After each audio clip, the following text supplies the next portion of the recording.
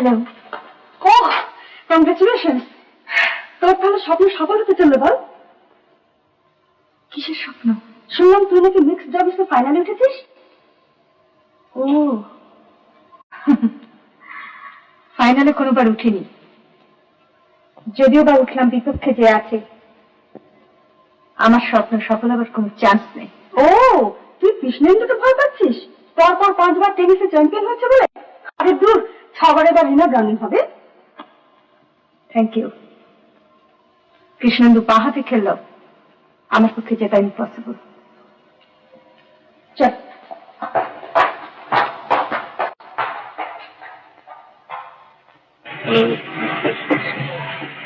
Thank you.